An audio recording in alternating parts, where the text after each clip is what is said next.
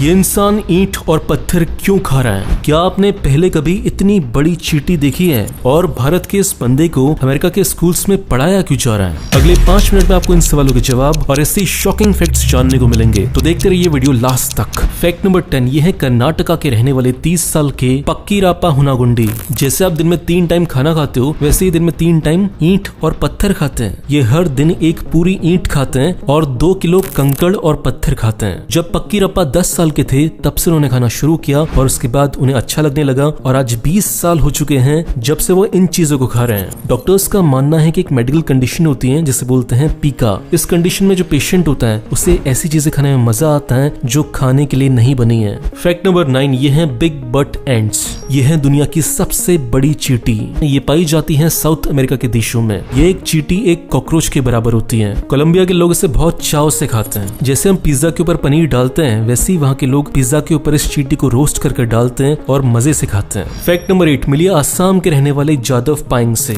इनको forest man of India के नाम से भी जाना जाता है। ऐसा इसलिए है क्योंकि इस बंदे ने अकेले अपने दम पर पिछले 40 सालों में बंजर जमीन के ऊपर एक पूरा जंगल खड़ा कर दिया है और उनकी इसी अचीवमेंट की वजह से अमेरिका के स्कूल्स में उनके बारे में पढ़ाया जाता है। फैक्ट नंबर 7, एक ऐसा बंदा जिसने 24 लाख लोगों की जान बचाई। कैसे, बताता हूँ। ऑस्ट्रेलिया के रहने वाले जेम्स हैरिसन 13 साल के थे जब उनकी चेस्ट सर्जरी के लिए बहुत खून चाहिए था, लगभग 13 लीटर खून। और उनके इस ऑपरेशन के सफल हो जाने के बाद जेम्स ने ये कसम खाई कि जब मैं 18 साल का हो जाऊंगा तो उसके बाद बहुत खून डोनेट करूंगा। और फिर जब जेम्स ने पहली बार खून डोनेट किया तो फिर एक बहुत ही शॉकिंग फैक्ट सामने आया। पता चला कि उनके खून में ऐसा प्लाज्मा कंपोजिशन है जिसकी वजह से रेसिस नाम की डिजीज को सही किया जा सकता है। और फिर इसके बाद जेम्स ने लगातार ब्लड डोनेट करना चालू रखा और अब तक लगभग 1000 बार वो ब्लड डोनेट कर चुके हैं, जिसकी वजह से 24 लाख बच्चों की जानें बच पाई है। फैक्ट नंबर 6, वैसे हम बोलते हैं कि जो गंगा नदी है वो हमारी माता है, लेकिन क्या हम सच में दिल से गंगा को अपनी माता मानते हैं? क्योंकि एक फैक्ट है जो इस बात के खिलाफ है। पूरे इंडिया में गंगा के पास जितने भी शहर हैं उनमें से 70% शहर जितनी भी शहर की गंदगी होती है सीधे गंगा में डाल देते हैं बिना प्यूरिफाई किए। अगर हम वाकई में गंगा को अपनी माता मानते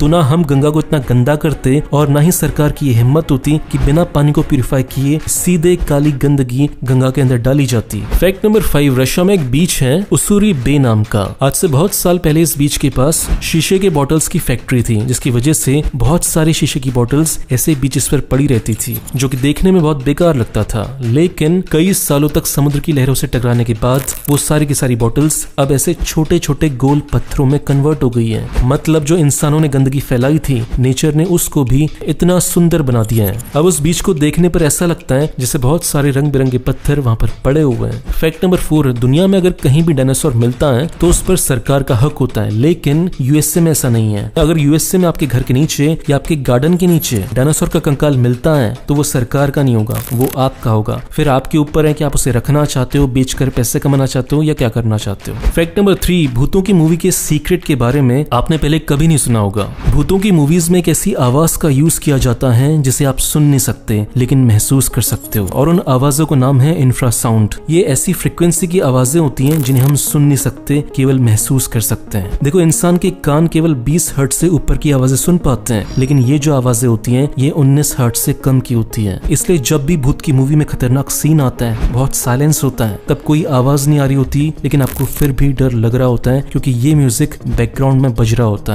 है ना। Interesting fact. फैक्ट नंबर 2, हम सब ने लैला मजनू की कहानी तो सुनी होगी, लेकिन क्या आपको पता है कि इस कहानी में मजनू का नाम कैसे पड़ा? कई सदियों पहले की बात है। लैला नाम की एक बहुत ही सुंदर लड़की थी, सऊदी अरेबिया में रहती थी और उसी के बगल में देश है यमन। वहाँ पे एक लड़का रहता था जिसका नाम था कैश। अब कैश लैला से बहुत प्यार करता था, इसलिए वो हमेशा यमन से सऊदी आ जाता था, लेकिन सऊदी अरेबिया के लोग उसे हमेशा मारकर वापस भेज देते थे। लेकिन वो फिर भी हार नहीं मानता था और फिर किसी दूसरे रास्ते से आता था, लेकिन फिर से मार खाकर वापस जाता था। और ये इतना खतरनाक वाला जिद्दी था कि एक बार तो ये समुद्र में तैरते हुए गया सऊदी और फिर वहां से मिलने के लिए गया लैला के पास, लेकिन फिर से ये पिटाई खाकर वापस दोबारा आया। तो सऊदी अरेबिया के लोग इसका मजाक उड़ाने लगे कि ये पागल है क्या, हर बार पिटाई खाने के आ जाता है यहाँ पे और भग लेता है यहाँ से। तो सारे लोग उसे चिढ़ाने लगे कि तू तो पागल है, तू तो पागल है। और अरेबिक में पागल को बोलते हैं मजनू, और इसी वजह से लैला और कैश की लव स्टोरी को बोला जाता है लैला मजनू की कहानी। फैक्ट नंबर 1, अभी अभी हुई साइंटिफिक स्टडीज में ये पता चला है कि जो लोग एक से ज्यादा भाषाएं बोलते हैं तो जैसी वो भाषा चेंज करते हैं तो उनकी पर्सनैलिटीज भी चेंज हो जाती हैं और ये सब कुछ सबकॉन्शियसली होता है, उन्हें पता नहीं चलता इस बात का। जैसे हमारी किसी भी आदत का एक ट्रिगर होता है, फॉर एग्जाम्पल कि हमने अलमारी खोली और हमें गलती से मैगी दिख गई वहां पे, तभी हमारे दिमाग में होता क्या है कि मैगी का स्वाद घूमने लगता है और हमारा मन करता है कि हम मैगी बनाएं और खाएं। अगर उस समय हमें वो मैगी दिखती नहीं तो हमें विचार आता ही नहीं। सेम ऐसे ही भाषाएं भी हमारे दिमाग में ट्रिगर की तरह काम करती हैं। जब भी आप अपनी मातृभाषा में बोलोगे तो आपकी पर्सनैलिटी चेंज होगी। जब भी आप दूसरी तीसरी भाषा में बोलोगे जो आपने सीखी है तो आपकी पर्सनैलिटी अनकॉन्शियसली चेंज हो जाएगी। दोस्तों, अगर आप मेरा वीडियो पहली बार देख रहे हो तो इस चैनल को सब्सक्राइब करो, फेसबुक पेज को लाइक करो, आपको ऐसी शानदार वीडियोस रोज मिलते रहेंगे। और इस चैनल को सपोर्ट करना चाहते हो तो दो काम करो, पहला इसे लाइक करो, दूसरा इस वीडियो को शेयर करो ताकि आपके दोस्तों को पता चल सके कि आप कितने इंटरेस्टिंग वीडियोस देखते हो। मिलते हैं अगले वीडियो में, बाय।